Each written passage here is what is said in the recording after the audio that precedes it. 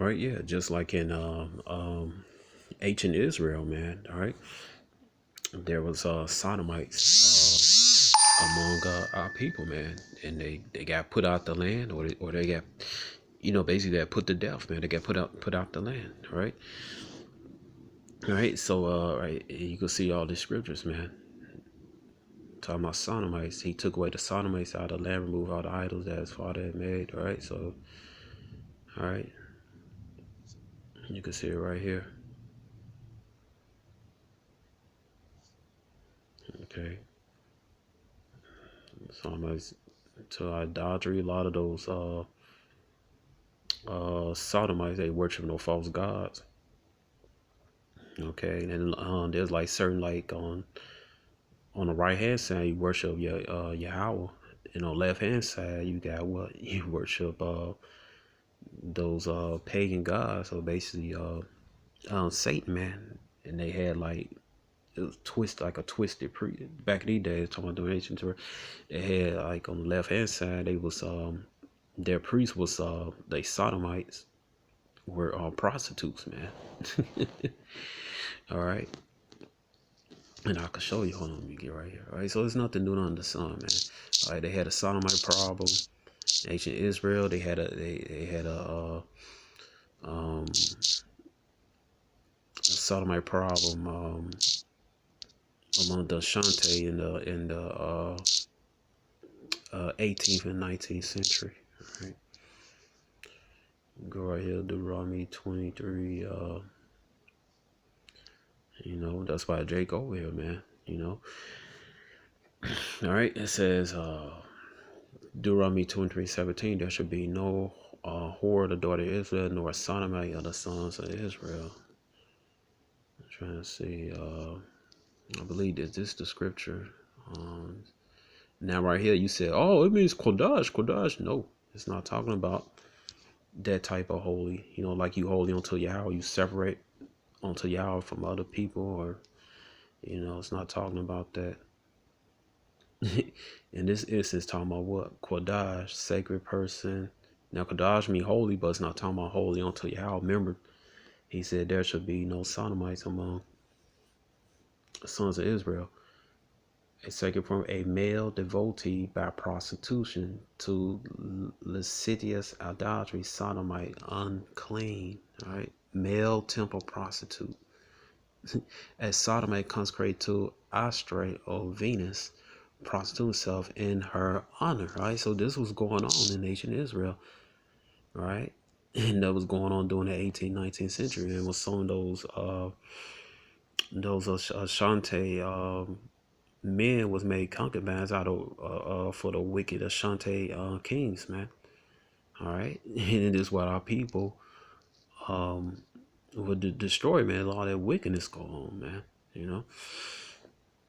All right, and those Ashante concubines that was the male eunuchs, they were eunuchs anyway, they got castrated. They died with the king. They got put to death.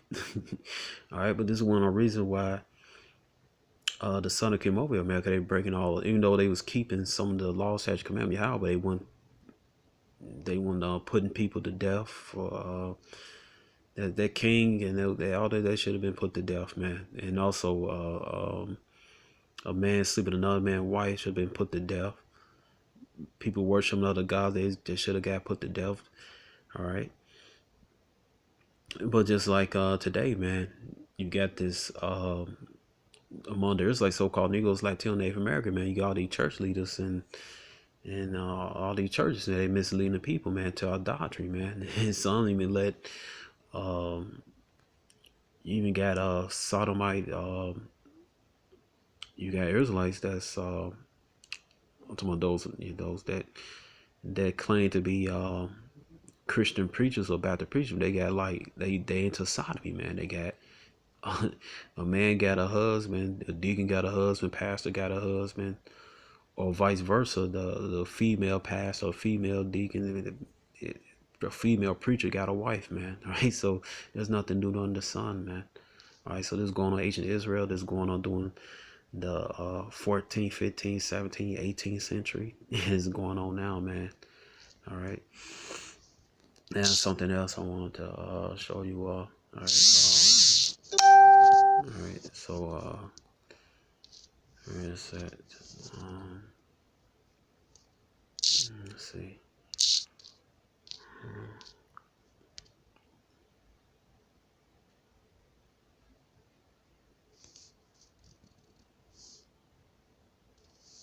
Let's see.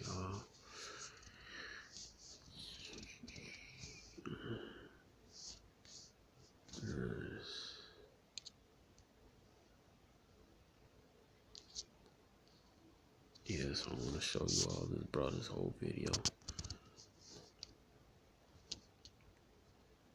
Come on, come on, come on, come on. Certain names or Yemen. Now, on the one hand, we have placed before verbs to form nouns that convey the idea of immense All right, being brother. pronounced. Jim out the spirit of prop. I believe what's the name of the site? The spirit of prophecy. All right.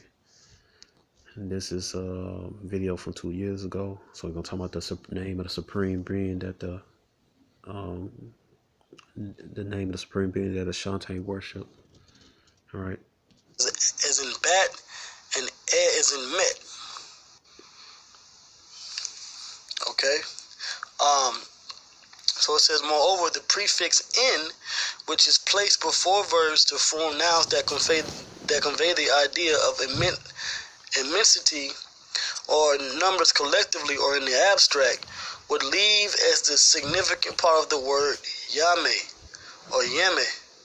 Now, on the one hand, we have no less an authority from Professor Albert T. Clay of Yale University that some Semites used M and others W to represent the same sound. And on the other hand, Captain Rattray assures me that in Ashanti, the letter M interchanges with W, and quotes Cristalla as confirmatory authority. This establishes a surprising similarity between the Ashanti Yahweh and the Hebrew Tetragrammaton Yahweh, or we know Yahweh. So if you want to interchange the M and the W, it says it would actually be Yahweh, all right, instead of Yahweh, if you want to interchange it, or Yahweh, okay, which is what? Close to Yahweh. So it says, and the fact that the latter is commonly regarded as having been derived from the verb hayah, to be, which will be also the word, actually, Hawa. The word Hawa, the name Yahweh in the Hebrew means to be. He, Yah meaning he, and Hawa meaning to be, or to exist. Alright, so it says to be, which in turn has an equivalent in Ashanti, yeah, also meaning to be, only strengthens the presumption that the one was derived from the other, and that both came from the same Semitic root. Okay, so when we go into certain names for the supreme being among the Ashanti, which some use on Yame, it actually is interchangeable. The M and the W sound will be interchangeable. So it would be close to like Yahweh or Yahweh, which goes back to be, which is the name of the Heavenly Father, Yahweh, He to be. So this is just further proof on the Ashanti tribe in West Africa. There's other things in this book that, Lord willing, through the Spirit, I'll be able to bring out. As you can see here, this is actually an image of one of the members of the Ashanti with the breastplate of the high priest. So I'll be, Lord willing, going into this book a lot more. The water to Yahweh Shai for inspiring me through Apostle Har, to bring this information out, because we have a lot of our people scattered in West Africa still to this day. So with that, this has been Israelites in History. I'm gonna say Shalom. All right. So there you go, man. Okay. All right. It proves that those uh,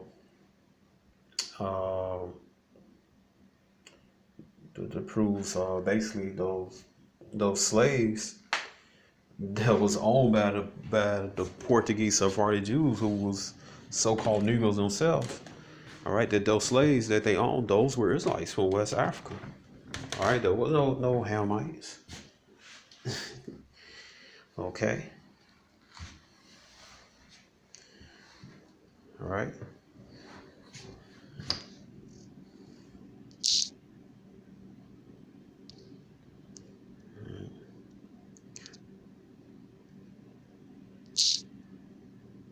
There's something else I want to show you all. Something. Hold on.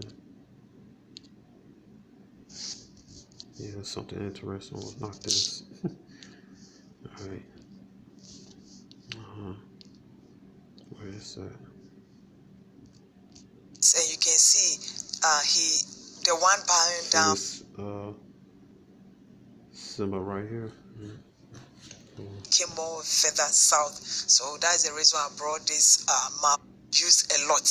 And there's something that we find to like compare this unique breastplate or unique symbol that the Ashanti people use. And as I'm speaking right now, they have it, they use it like right now in their palace. I think that would be the right word that I will use for this particular thing. Okay, so I have this on the screen to show the Ashanti symbol that I showed, the gold breastplate or the plates that are shown. You can see it look like star, and this symbol or this star that you are looking at the screen right now is the old star. Then I'll put the name like the Star of David. You can see it's have the same symbol. It have the same unique. I All don't know right, whether but that's not the Star of David, but just showing the symbols. All right, just make a description. But anyway, our people they did dealt with the our people did. I looked at the ancient coins. They did dealt with the what people say the 6-point star. All right, on the shield of David, they did dealt with it, man. I was just showing how the symbol that the Shante uses the same symbol from the the Middle East. All right, why? Because they come from the Middle East. Okay. 6 or 7 hands and a round on the middle. So back in the days, those days, how many years ago? These are the symbol that our forefathers were using as the Star of David. If there's a certain, so Ashanti people have the same thing, and we have another one to show. This will be a king. This image will be a king of Israel when he was captured by the Assyrians, and you can see the one bowing down on like the his head on the ground, and the Assyrians one the king like standing on I would say my left on the screen, and the one who captured this king behind him. So there were two arrow going on the screen. You can see the king of Jehu, King Jehu of Israel. Second Kings, you can read Second Kings 9:5 through 25. You can see the story of this King Jehu. But let's focus on the screen right now. You can see the arrow on the bottom showing that the king was bound down. You don't have choice. You were captured. But the arrow on the top, the same symbol that I show that the Ashanti people used up to today, the same symbol by then or those days Israel kings were using. So All right, so they go the symbol now. Uh, a little star thing,